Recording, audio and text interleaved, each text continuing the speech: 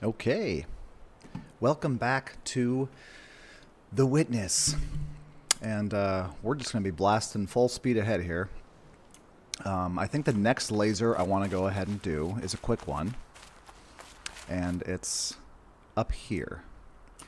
And I think we can get there from down here.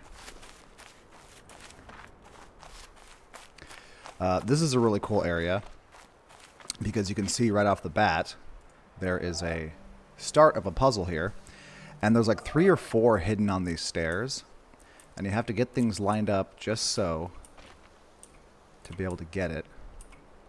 So here is one.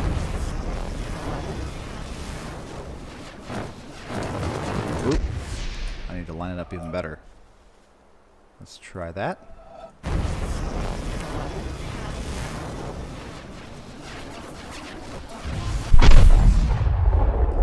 There is one.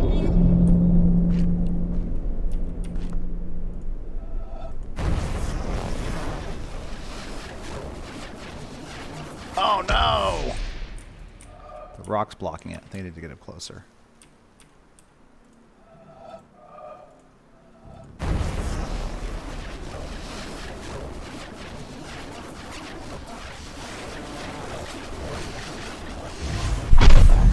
There's another one.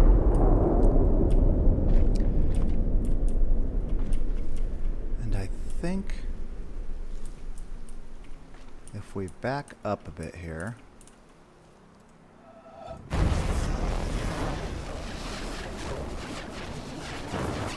Oh no! Okay, there we go.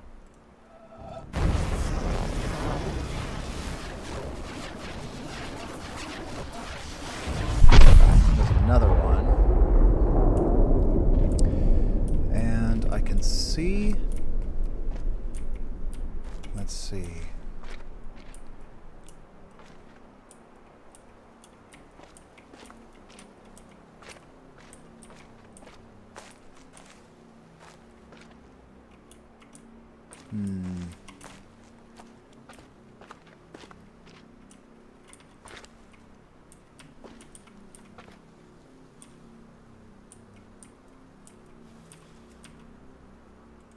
This might be one here. Oh, did I already get this one? I got that one. Well, there's 3. Like I said, I'm not really going for all of these ones. Okay, so we have this little building here filled with some red trees. Let's go ahead and open up this door.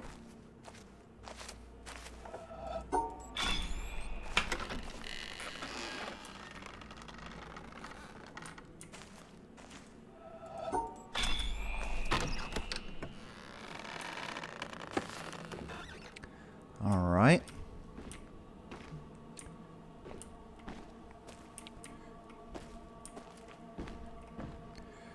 So here we have an interesting puzzle because there's several different ways we can beat this puzzle, but we have a tree in the middle of it. So we have to adjust the tree to where we can get both of the little hexagons. Which side is opening up? Oh. It's closing that.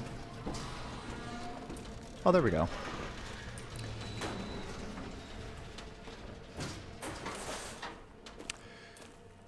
So, this puzzle, if we look at it from the outside, we wouldn't have a solution. But through here, through the window, if we line up this just right, we'll have basically a tracing through here.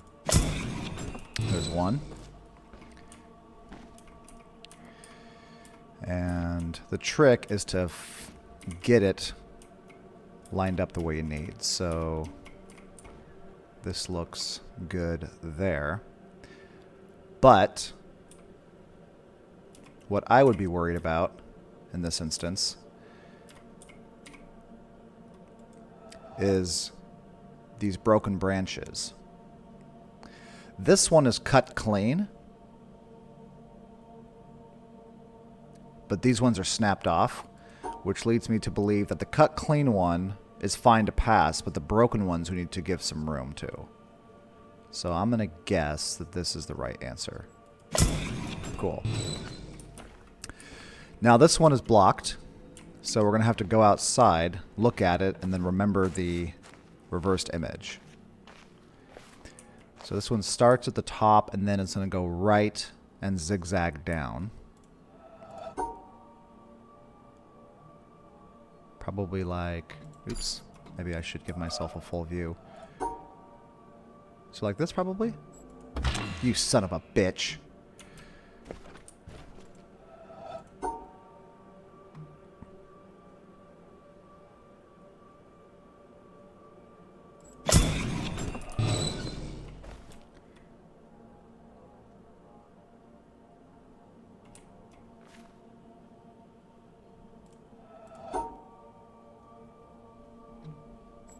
There we go.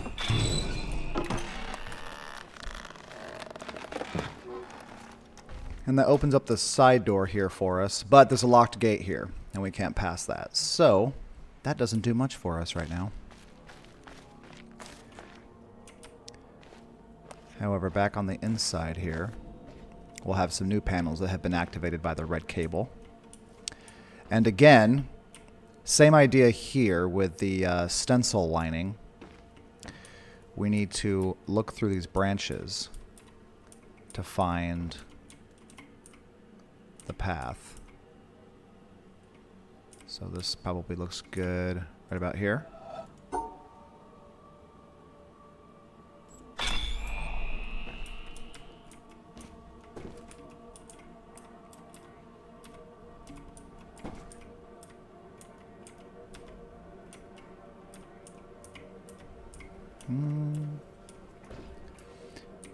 Or, oh look, we just shift over. Maybe it's this.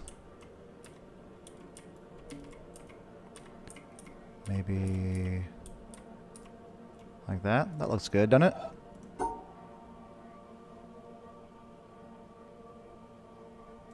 Okay.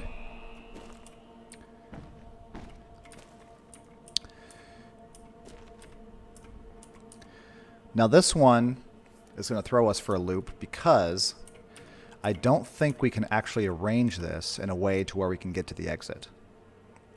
So instead, we're not looking at the space between it, but if you see this part of the branch here is a circle, it's telling us the answer if we line it up with the circle.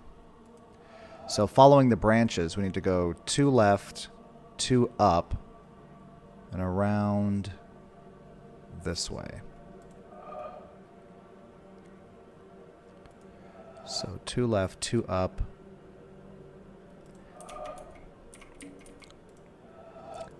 Two left, 2 up, and then around this way. There we go. And then same thing here, except we're not going to have a circle lining up for us, I don't think. Oh, there we go. But if you notice, the branches don't actually connect, that top branch and the bottom branch. And this one threw me for a loop for a long time. But if we look at the bottom, we're going to find a branch that broke off. And we don't exactly know if it was the left or right piece. However, because it's zigzagging, it makes more sense that it was, or maybe it could be that top left one. So 2 left, 2 down.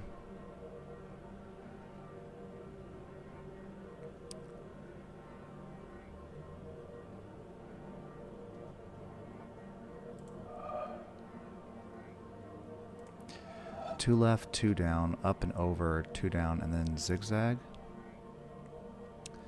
Possibly. 2 left. Actually, it's 1, 2, 3. No.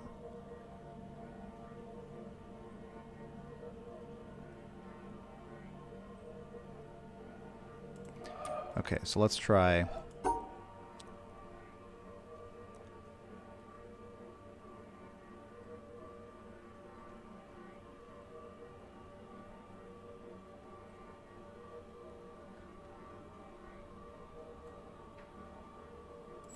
There we go. And then a cable outside is opened up, so let's go check that out. Or lit up. Whatever.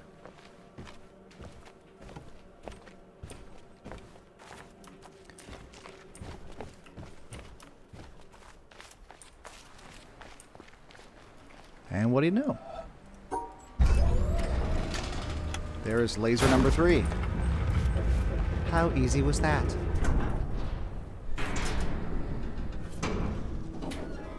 And let's go ahead. I like to watch them.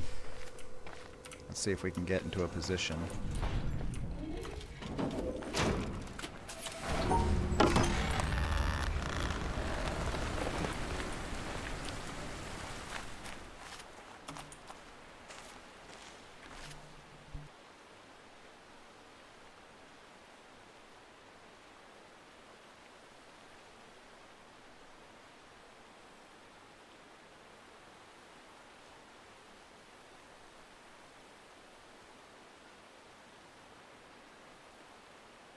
It's moving, it's moving.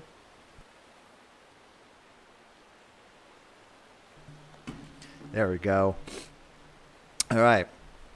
Laser number 3.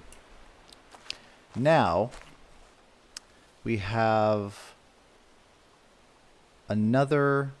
We could do this area over here, which is a strange little mix of puzzles. Or we could go over to the bamboo forest. That's also a really interesting area. Both of them are fairly short. I think... You know what? Let's do this one.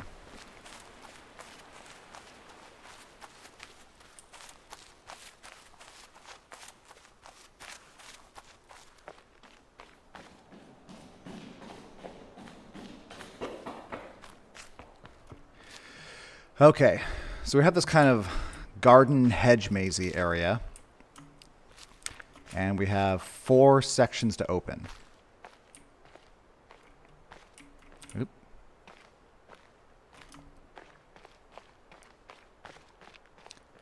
Oop.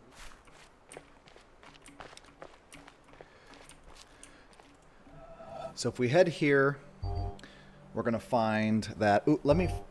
This is going to be helpful. 1 second. Let me grab my cell phone to take a shot of this.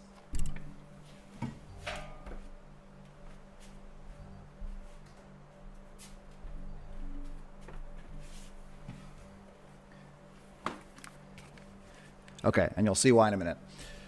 So, we don't have a solution for this puzzle. Oops, looking at us in the face. But what this is a picture of the hedge maze. So what we need to do is find our way through the hedge maze and then put that in the puzzle. So coming in, we're taking a left to the corner of the puzzle, then going up to 3, coming around here, and then up to here. So we come in, go up to here, and then like that. Okay. There's Hedge Maze 1, and we're going to take a screenshot of this. You'll see why soon.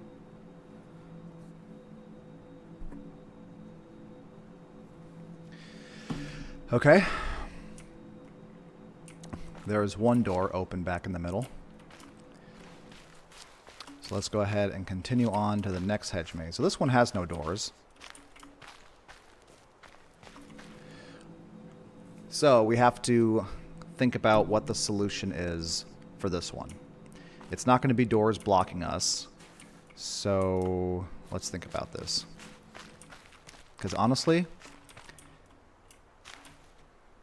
I don't remember a whole lot. Is it shadow?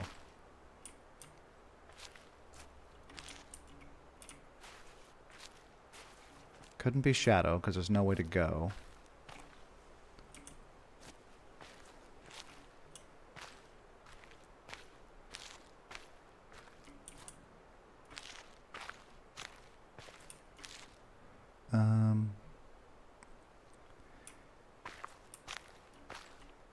I wonder if it's this grass.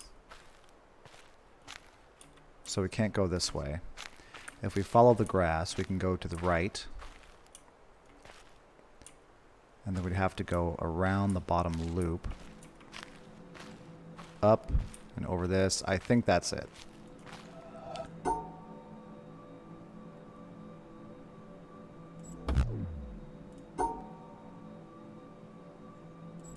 There we go. It was the tall grass. Stay out of the long grass. And screenshot of that. All right, next one. This one again. There's a picture of the hedge maze. This one threw me for a loop for a long time. I do remember this one. So this one is sound. So if we're going the right way, we're going to hear, this is a gravel floor. If we go the right way, we're going to hear a particular sound. And if we go the wrong way, we're going to hear a particular sound. And we just have to see what that sounds like. So let's listen.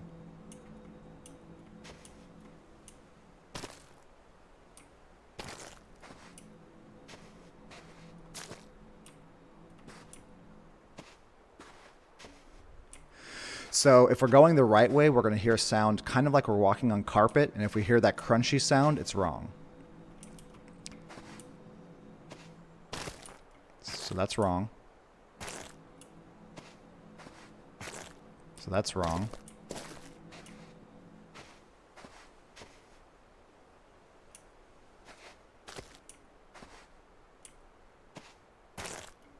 That's wrong.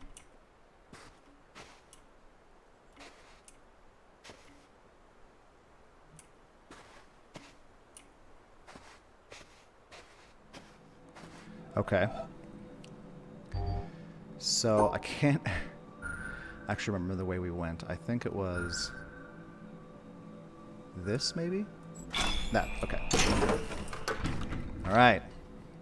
We got that. Let's take a screenshot of that.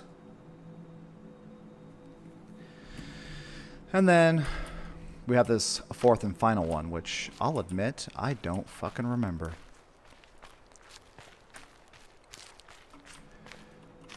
So here's a picture of it.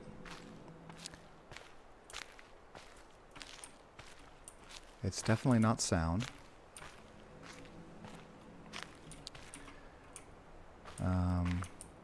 Let's see. Could it possibly be shadows?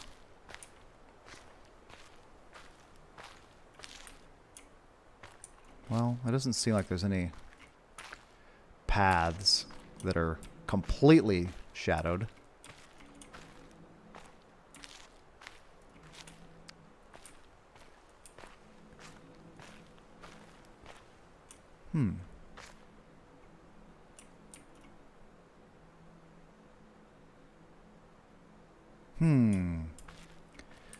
Is there any clue whatsoever?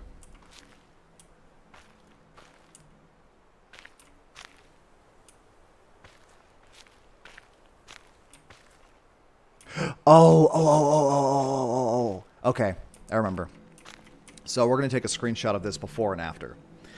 So the trick with this puzzle is on the puzzle itself are places that you can go that are not reflected in the actual hedge maze itself. So there's barriers in the hedge maze that are not on the map. So we need to look at the map, and that's basically going to guide us where to go, or the puzzle. So basically, from the start point, the picture shows us that we can go straight.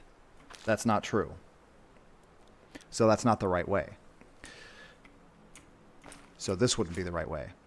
But the puzzle shows that we can turn this way. And then we can go up.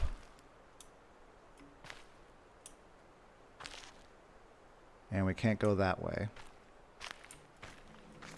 So to the right.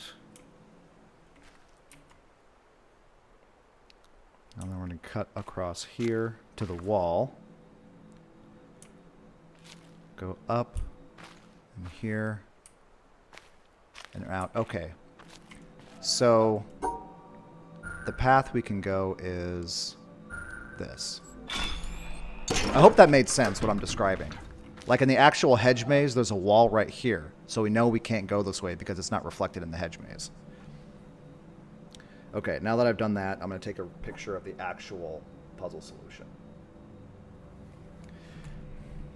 And I'm not cheating. There's a reason you want to do that. Okay, so now we've opened up 2 doors on the either end of this place. So the hedge maze area is done. If we go up here, I think we can look down. We might have to get up higher, actually. Is there a... No, there's not.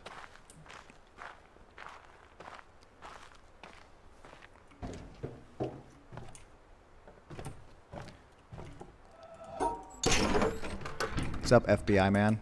And look, he has a sword. This game is so weird. Oh, there's one of our puzzles. So we know that we have to pass on 2 sides. So there we go. Done. Alright. This is a very strange little area. Let's go up these stairs.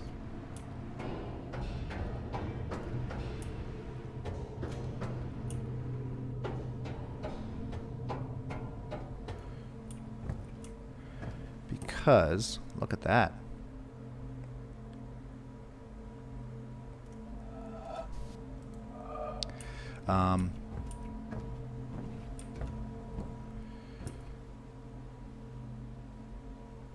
This one's cool. See this?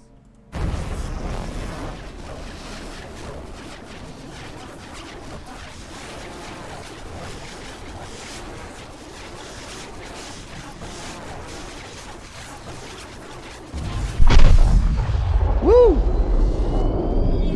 And this one. That's why we came up here. Okay, so right here we have the representation of these 4 hedge mazes down here. The reason I took screenshots of that is because we have to put in our path through all 4 mazes to solve this puzzle. So the first one we did was this green one down here. So from the entrance we came in, we came over here, and then we have to put in our results. So we're going to come down here and then go up, and we took this path through the maze, and this leads us out. And then we're coming this way. We went up through... Uh-oh.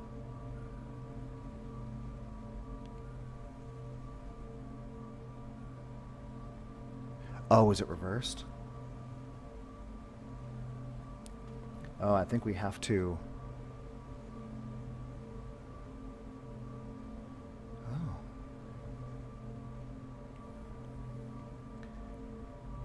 Oh. Okay. So we have to look at it from a different angle because of how we actually went about it. Okay. Then we entered into this puzzle. And we went down and around and out through this way. And then finally the last puzzle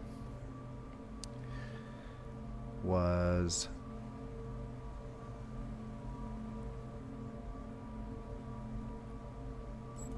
there we go. And just like that, we have another laser. There's laser 4. Let's watch.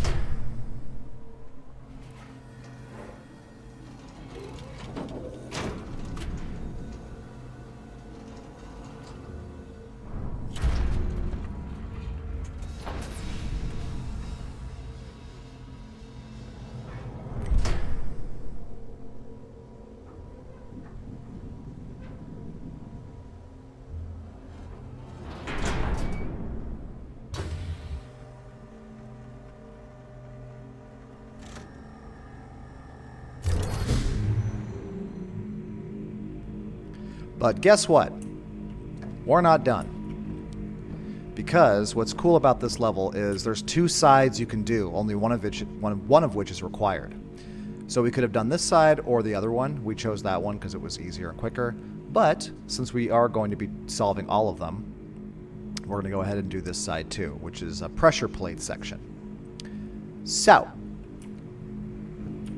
let's go do it. Also, I'm going to explore the ramparts a little bit and see. I think there's an audio log or 2 littered around.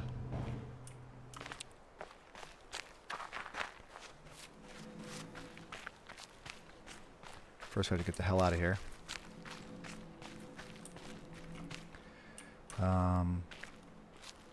So I think it might be up these stairs. There's some weird images in the soot here. You can see like people falling or hanging on. This game is so weird. Oh, this is a cool one. So it's easier to see when we're down on the ground, but on that rock you can kind of see an image of like a girl with her hands hanging over her knees. And the image is made with this metal sheet and these sticks here. It's really cool. I think it's somewhere over here. Oh look, that one's creepy. Here it is.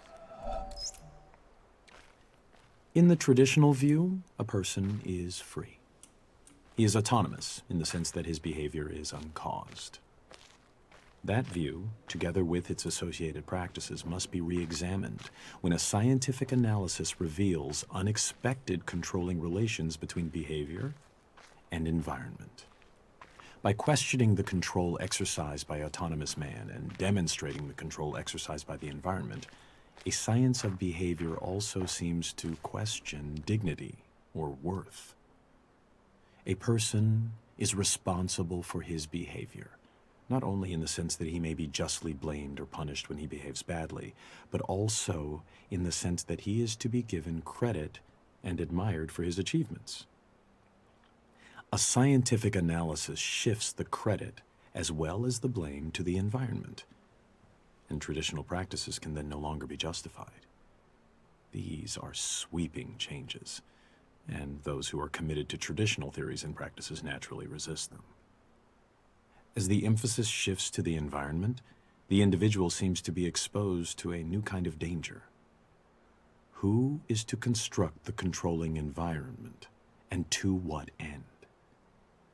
Autonomous man presumably controls himself in accordance with a built-in set of values. He works for what he finds good.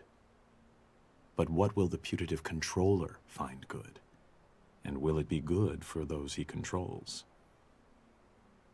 Answers to questions of this sort are said, of course, to call for value judgments.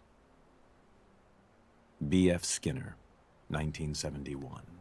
Big fucking Skinner. That's what they call him. All right, there's another audio log. I believe, yeah, right here on this amp. I boasted among men that I had known you. They see your pictures in all works of mine. They come and ask me, who is he? I know not how to answer them. I say, indeed, I cannot tell. They blame me, and they go away in scorn. And you sit there, smiling. I put my tales of you into lasting songs. The secret gushes out from my heart. They come and ask me, tell me all your meanings. I know not how to answer them. I say, ah, who knows what they mean? They smile and go away in utter scorn. And you sit there smiling. Rabindranath Tagore, 1910. That one was about me. And I don't... excuse me. I believe there's one more right here. Our hangnails are incredibly real to us. Whereas to most of us, the English village of Netherwallop and the high Himalayan country of Bhutan not to mention the slowly swirling spiral galaxy in Andromeda, are considerably less real. Even though our intellectual selves might wish to insist that since the latter are much bigger and longer lasting than our hangnails, they ought therefore to be far realer to us than our hangnails are. We can say this to ourselves till we're blue in the face, but few of us act as if we really believed it. A slight slippage of subterranean stone that obliterates 20,000 people in some far-off land. The ceaseless plundering of virgin jungles in the Amazon basin. A swarm of helpless stars being swallowed up one after another by a ravenous black hole. Even an ongoing collision between two huge galaxies, each of which contains 100 billion stars.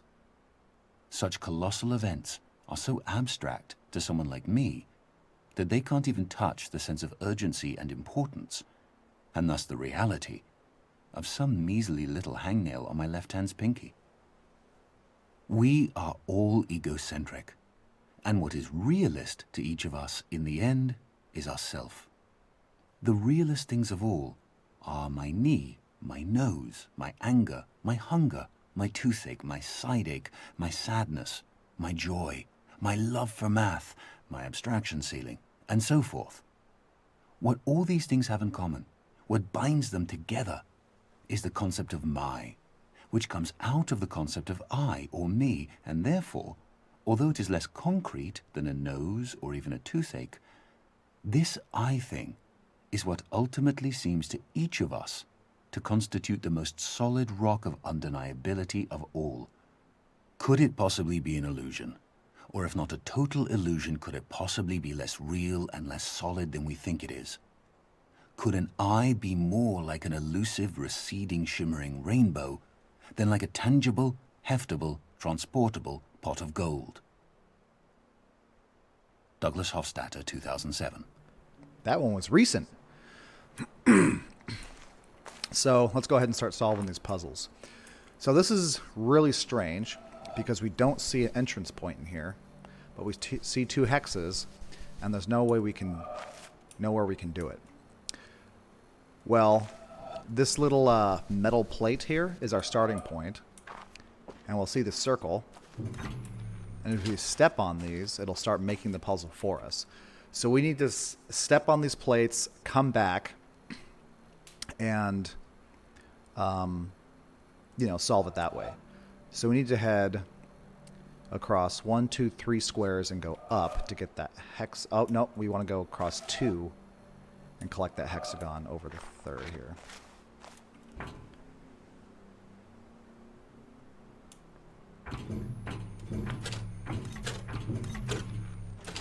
So the good thing about it is we can come back and look at what we've been doing, as long as we don't press on other ones. This right here is a reset switch.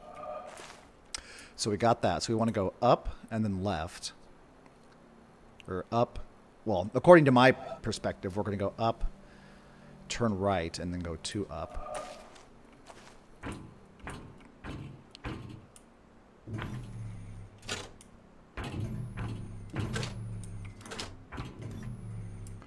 Like that.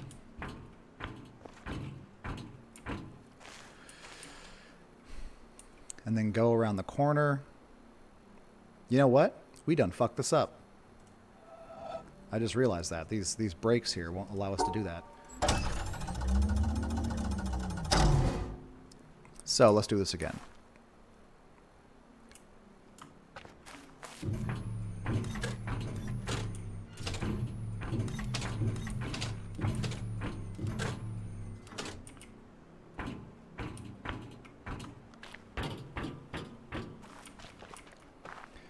Okay. So I'm basically going to come over here, go down, and then loop left around this like this and go all the way out. Let's see if I can remember that. So we're going to come here to the edge. We're going to go down like this.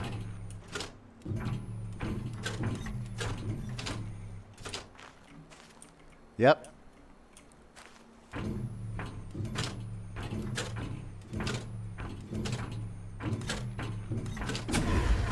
go. Hello. All right. Now we have a new puzzle. So, black squares and white squares. So we know they have to be separated. So,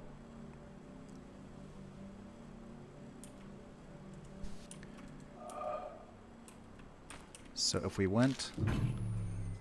Oh, look at this. This one's been shattered. So we're not going to be able to go up the outer edge. So if we go this way...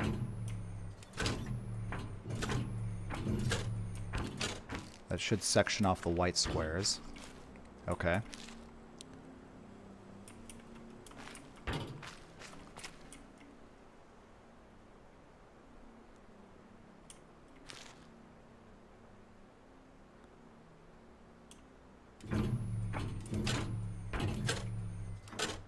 And we can also see this. It's had a spill on it. But I think we can still press that one. Okay. So I think the next trick is going to be coming here. And then going down like that, I think.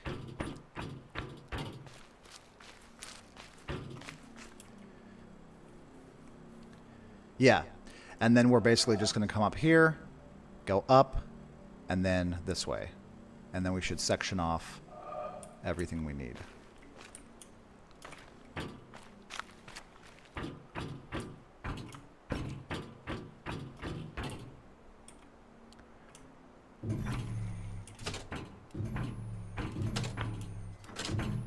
There we go.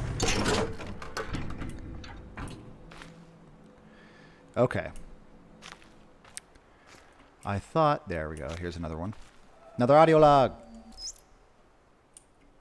If a man, holding a belief which he was taught in childhood or persuaded of afterwards, keeps down and pushes away any doubts which arise about it in his mind, purposely avoids the reading of books and the company of men that call into question or discuss it, and regards as impious those questions which cannot easily be asked without disturbing it, the life of that man is one long sin against mankind. But, says one, I am a busy man.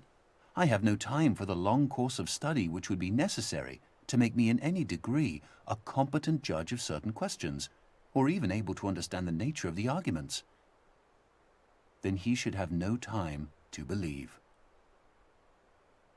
William K. Clifford, 1874. Okay. Now, it's a very... Yeah. So we haven't learned these rules over here. So we're stuck until we can figure out how to solve these puzzles. However, one thing that we have gotten access to is the side area, which we're going to go ahead and do. Let's see if there's anything up here. Looks like we can run around this outer edge here. I don't know if there's an audio log over here, though. I think this just lets us down. Yeah, it's like a shortcut.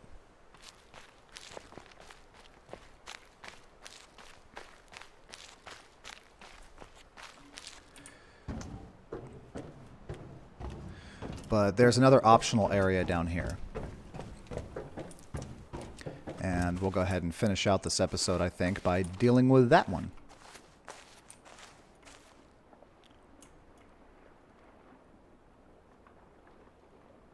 You know what?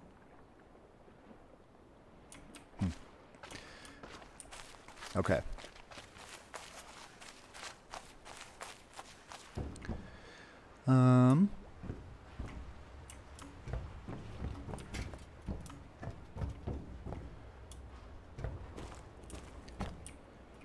So, if we arrange ourselves in such a way...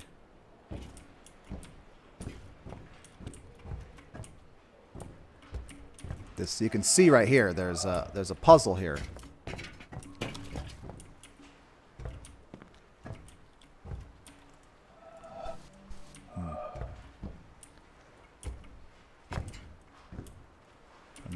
to...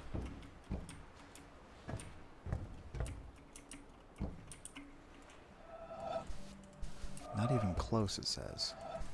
Maybe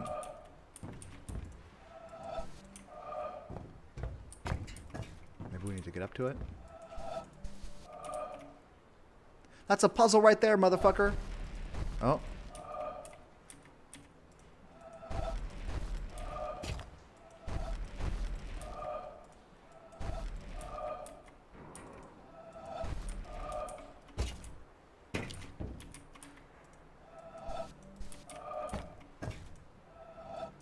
There we go.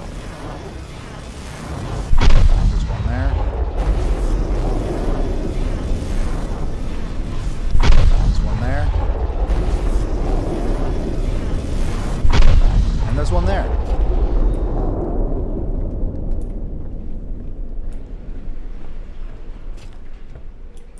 Here's another one of our bonus plates. We need to pass it on 2 sides. There we go. And if we continue on this way, there are 2 things we're going to find in here. If we go up to the top... Oh, I think there might be another environmental puzzle in here.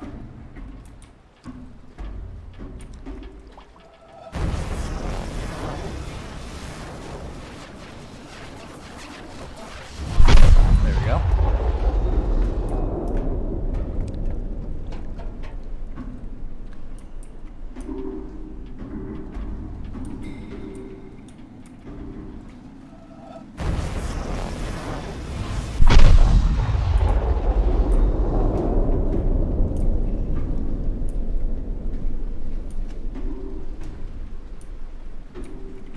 Here's an audio log.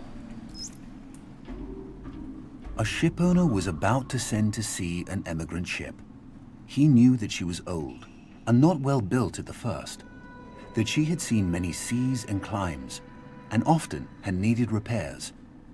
Doubts had been suggested to him that possibly she was not seaworthy.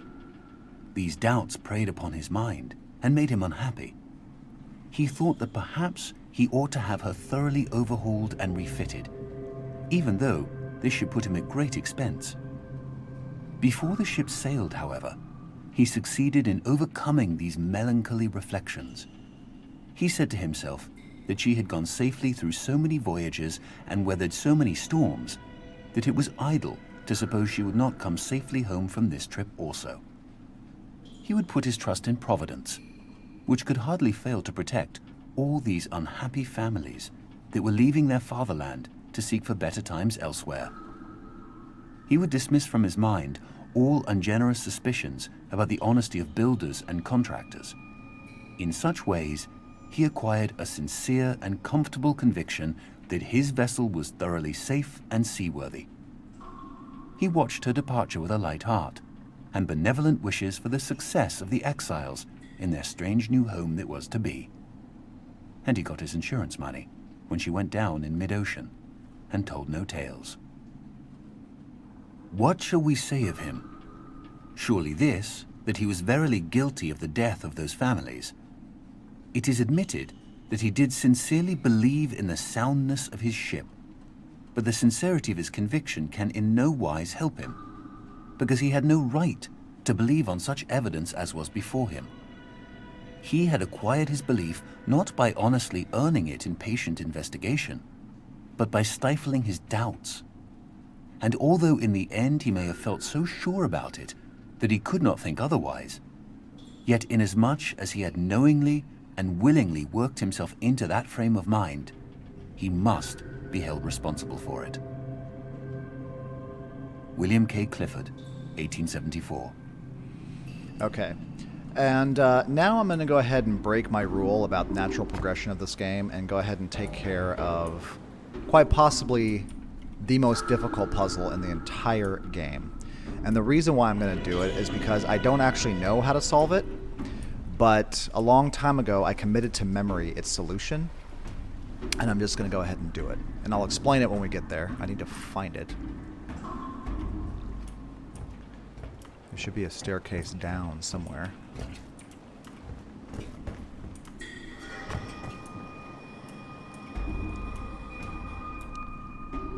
Where are you, you son of a bitch? Ah. Here we go. So, we haven't learned the set of rules for this. The colored hexagons... Well, we know the colored hexagons. Well, no, we don't, actually. Sorry. We also haven't learned about the size. So when we go to the bamboo jungle, which we'll probably do either the next episode or the one after that, we're going to be learning about completing puzzles using sound. And the size of the hexagon indicates the loudness of the sound. And these three colors are indicating three different sounds that we're paying attention to. So if you listen into the ambience of the ship, we have different types of sounds. We have dripping, we have this kind of sound, I don't know how you want to describe it, and there's also something else happening. We're supposed to, kind of by trial and error, listen to those sounds, judge the loudness, and plan a route through this, using the other side. Like, it's fucking crazy ridiculous.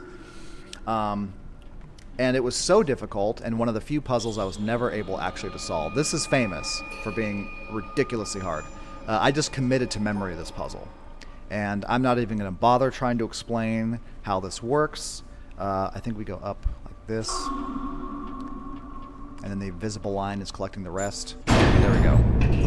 Yeah, I'm not even going to bother trying to explain how this works because I honestly couldn't fucking tell you. But we will learn about the sound puzzle soon. So I'll just be done explaining it there. Just don't hate me. And then we'll find another one of our codes in here, which I will go ahead and take a picture of.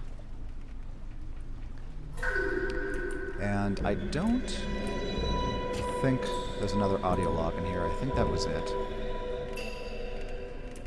Okay. Yeah, I'm sorry about that. It breaks my own rule, but that puzzle is stupid. It can go straight to hell. And now we are done with this ship. So we still need to learn the rule of the Tetris puzzles, and we still need to learn the rule of sound.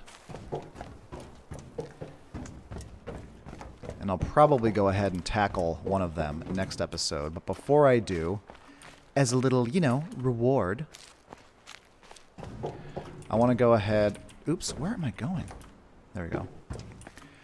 I want to go ahead and do 2 last audio tapes, because they're fun.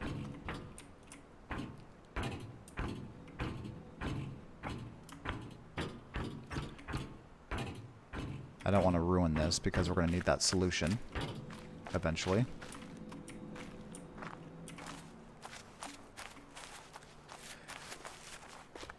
Actually, I've decided we're going to do the sound puzzles next, because we just talked about it. And that's in the bamboo forest. But right in front of the bamboo forest, way back over here, is 2 audio tapes. And we're going to go ahead and listen to them. How about that?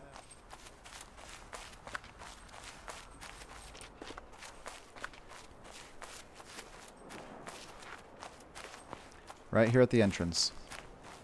One there, and one here. We join spokes together in a wheel, but it is the center hole that makes the wagon move. We shape clay into a pot, but it is the emptiness inside that holds whatever we want. We hammer wood for a house, but it is the inner space that makes it livable. We work with being, but non-being is what we use. Lao Tzu, 6th century BC. And one more. The glass is transparent, the wine transparent. The two are similar, the affair confused. There seems to be wine and no glass, or glass and no wine. Sahib bin Abad, circa 990. So those two are quick and short, and I think we're going to go ahead and call it there. So we're doing pretty damn good, I have to say. We're still pretty much in easy mode. We're going to be coming across some really hard puzzles when we get to that inner city area where literally all the rules are becoming combined, but we still have a lot of rules to learn before we get there. And I don't think the sound puzzles are too difficult. Oh, by the way, look at that. Boom. Yeah, the bamboo jungle isn't too difficult, so that should be a relatively easy one. Got through this one rage-free. That was nice. But there's a lot more rage coming, believe me. This game gets hard. But yeah, I'm rambling on like always. Thank you again for watching, and I will see you next time. Bye-bye.